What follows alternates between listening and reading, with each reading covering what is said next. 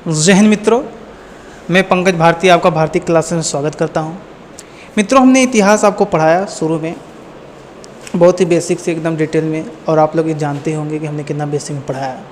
अच्छा खासा व्यू उस वीडियो पे आया, अच्छा लगा। देखिए, हमने इतिहास को 3 भागों में बांटा था। एक प्राग ऐतिहासिक, जिसे हम प्राक ऐतिहासिक भी कहते हैं, एक आधि ऐतिहासिक और एक ऐतिहासिक। तो हमने आपको प्राक ऐतिहासिक पूरा पढ़ा दिया। आधि ऐतिहासिक में सिंधु सभ्यता खत्म कर दिए और उसमें वैदिक सभ्यता बच गया था। तो वैदिक सभ्यता आज हम चालू करेंगे, जिसमें ऋग्वेद, आपको यजुर्वेद, सामवेद, अथर्ववेद और आर्यों के साक्ष्य मिलते हैं कि आर्य हमारे देश में कैसे आए। सब कुछ डिटेल में हम लोग जानेंगे। देखिए, हम लोग जान लेते हैं वैदिक सभ्यता। हम आपको लिखवा चुके हैं डिटेल में, फिर भी उसका क्या करते हैं, एक बार हम ईस्वी बता देते हैं। देखिए, 1500 बीसी से 1000 बीसी तक वैदिक सभ्यता को माना जाता है। ध्यान दीजिएगा, वैदिक सभ्यता को हम लोग 2 भागों में विभाजित कर सकते हैं। आराम से देखा जाए अगर, तो हम लोग 2 भागों में बांटेंगे। तो एक पूर्व वैदिक काल है, आप लोग इधर देखिए, यहाँ पूर्व वैदिक काल है, एक उत्तर वैदिक काल है। भाई जाहिर सी बात है, अगर 2 भागों में बांटा गया तो दोनों का कुछ समय होगा, कुछ पीरियड होगा, कुछ टाइम होगा। चलिए जान लेते हैं, उसको भी बहुत इंपॉर्टेंट हो जाता है। देखिए, हम लोग क्या करेंगे कि 1500 बीसी से 1000 बीसी तक इसको हम लोग बांट लेते हैं। अब हम आ जाते हैं उत्तर वैदिक काल में। इसको भी हम लोग कह लेते हैं, जब यहाँ ख़त्म होगा तो यहाँ चालू हो जाएगा 1000 बीसी से 600 बीसी तक। 600 बीसी तक, बीसी लिखिएगा बिफोर क्रिस्ट। तो देखिए क्या है, कंप्लीट हो गया। 1500 से 1000 हो गया आपका, 1500 से 1000, 1500 सॉरी यहाँ पे 600 लिख दीजिएगा, हो जाएगा 600। ठीक है, फिर ध्यान देने वाली बात यह है कि हम लोग देखेंगे कि पूर्व वैदिक काल में क्या क्या हुआ था। इसमें आपको देखेंगे कि ऋग्वैदिक काल, इसमें जो है ऋग्वेद की रचना मिलती है कि कैसे हुआ, किसने किया। लेकिन हम बताएंगे इसमें ये अपुरुष है, किसी ने रचना नहीं किया था। इसको हम पढ़ाएंगे, पहले आर्य पढ़ेंगे। इसमें हम लोग आ जाते हैं, जब ऋग्वेद हो जाता है तो 3 आपका बचता है, सामवेद, अथर्ववेद, यजुर्वेद। ठीक है, सामवेद, ऋग्वेद, सामवेद, यजुर्वेद, एक बचता है आपका अथर्ववेद। अथर्ववेद, ठीक है, देख लीजिए। ठीक है, अब हम लोग इसमें पढ़ेंगे आज आर्यों को। आर्यों को क्यों पढ़ेंगे? क्योंकि हम अगर हम ऋग्वेद पढ़ाने लगें तो आपका ए बच जाएगा इसमें, तो इसलिए हम थोड़ा सा इसको रोक दे रहे हैं। पढ़ा दें आर्यों को, तो आर्यों को पढ़ाएंगे तो ऋग्वेद, यजुर्वेद, सामवेद, अथर्ववेद ये सब क्या करेंगे, आपको डिटेल में पढ़ाएंगे। इसका क्रम ऊपर नीचे हो जाएगा तो कोई टेंशन नहीं है, और हम बाद में बता देंगे सही से। पहले बस जान जाइए कि उसमें वो तीनों है। ठीक है, हम पढ़ेंगे आज आर्यों के बारे में।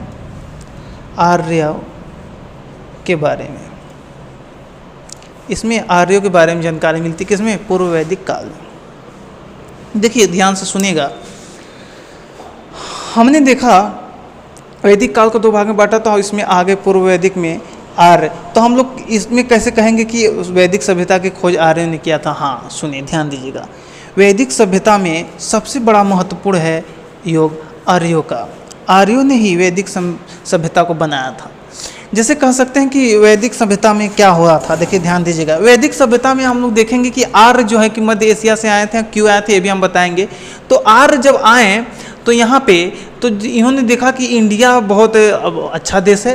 कितना लोग कहते हैं कि आर्य आए और सिंधु घाटी सभ्यता का नाश हो गया। ऐसा कुछ नहीं है, क्योंकि इसका कोई बहुत ही एकदम घनिष्ठ साक्ष्य नहीं मिलता है, कोई भी ठोस साक्ष्य नहीं मिलता है।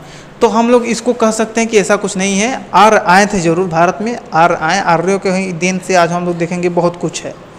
आर्य हमारे देश में आए तो एक बहुत बड़ा क्रांति समझ लीजिए हो गया, एक सामाजिक क्रांति। सामाजिक क्रांति मतलब समाज में बहुत कुछ परिवर्तन हुआ। देखिए आर्य जब आए तो आर्य का पहले क्या था कि ये लोग मध्य एशिया से आए थे, मैक्स मूलर के अनुसार। पहले हम लोग जान लेते हैं कि आर्य कौन थे, कहाँ से आए थे। बात तो पहले ये होगा कि कोई मेहमान आपके घर आया तो पहले तो हम पूछेंगे कि नहीं जान रहे हैं तो भाई पूछेंगे कौन है आप, कहाँ से आए हैं। तो हम लोग जान लेते हैं आर्य के बारे में। आर्य मध्य एशिया से आए थे, लेकिन किसने कहा था? एग्जाम में पूछता है कि आर्य मध्य एशिया से आए थे, सर्वप्रथम किसने कहा था? तो आर्य मध्य एशिया से आए थे, मैक्स मूलर ने कहा। किसने कहा? मैक्स मूलर ने कहा। क्या कहा भैया? कि आर्य मध्य एशिया से आए हैं। कहाँ से आए हैं? मध्य एशिया से आए हैं। देखिए, कई विद्वान कई साक्ष्य देते हैं। सरस्वती दयानंद कहते हैं कि तिब्बत से आए हैं, जो कि गड़बड़ है भाई, कोई वहाँ पे कोई केस ही नहीं बनता है। बहुत विद्वान कहते हैं कि भूटान से आए, नेपाल से, क्या क्या कहते हैं, हमको उनसे नहीं मतलब है। बहुत लोग बहुत कुछ कहेंगे, कौन कौन क्या कहेंगे हम वो भी बताएंगे। आप लोग पहले इसका एकदम प्रत्यक्ष रूप से स्क्रीनशॉट ले लीजिए, फिर हम आर्य के बारे में हेडिंग डाल के ऊपर से एकदम डिटेल में पढ़ाएंगे आपको। ठीक है, अब हम लोग देखते हैं आर्यों के बारे में कुछ और आगे क्या क्या है। सर्वप्रथम हम लोग जान लेते हैं कि आर्यों की भाषा कैसी थी। देखिए, आर्य अपने देश से तो आए नहीं थे, फिर भी हम लोग कहेंगे कि आर्यों की भाषा कैसी थी। आर्यों की भाषा संस्कृत थी। हम लोग मानेंगे कैसे संस्कृत थी? हाँ, संस्कृत थी। कौन सी भाषा?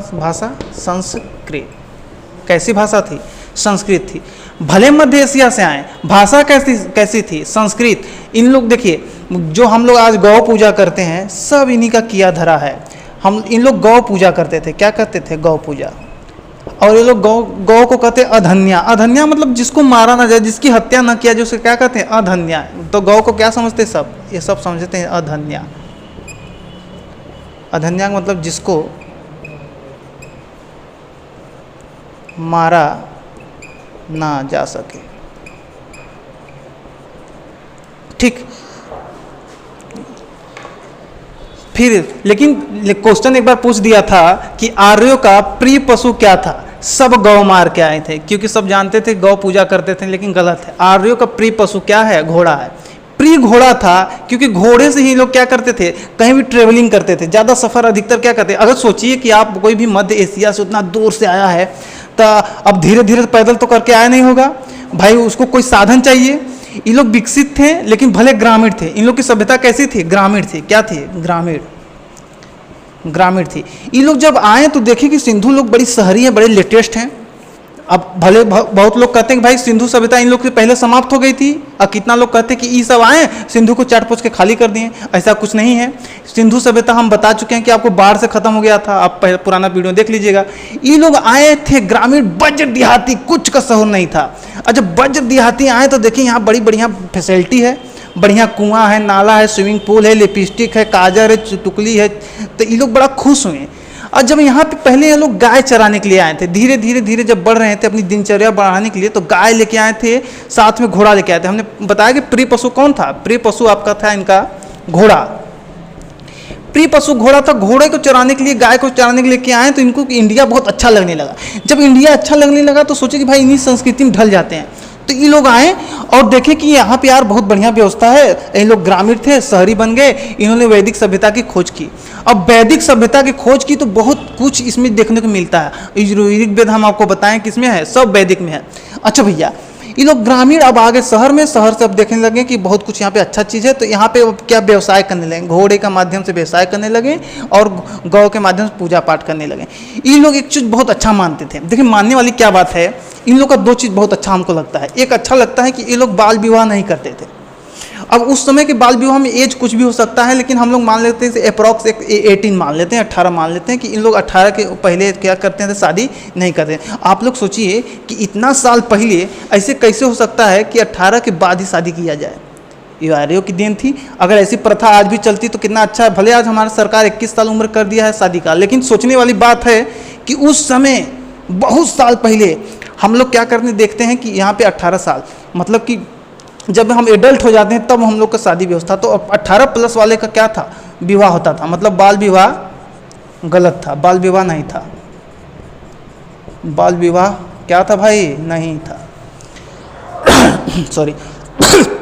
फिर हम लोग देखेंगे, अच्छा भैया ये लोग बाल विवाह नहीं करते थे, गौ पूजा हो गया, सब कुछ हो गया, इसमें कुछ बच रहा है? नहीं बच रहा है। ठीक है, इतना आप लोग स्क्रीनशॉट लीजिए, हम लोग फिर आगे देखते हैं। देखिए, आज कुछ और विशेष देख लेते हैं इसमें। देखिए, ये लोग जाति व्यवस्था, वर्ण व्यवस्था को नहीं मानते थे। क्या करते थे? जाति व्यवस्था को। देखिए, जाति ऐसे लिखाएगा, शुद्ध हिंदी हम आपको पढ़ाए हैं, और पे ध्यान दीजिएगा कि शुद्ध कैसे लिखते हैं। जाति या वर्ण व्यवस्था इन लोग नहीं मानते थे। क्या करते थे? नहीं मानते थे। जाति वर्ण को एकदम क्या करते थे? नहीं मानते थे। इनकी जो सभ्यता में जो क्रम था, जैसे ग्रामीण क्रम, शहरी क्रम जो भी होता है, तो उसको चलाने के लिए जो पुरोहित होते हैं उनको 5 भागों में बांटा गया था।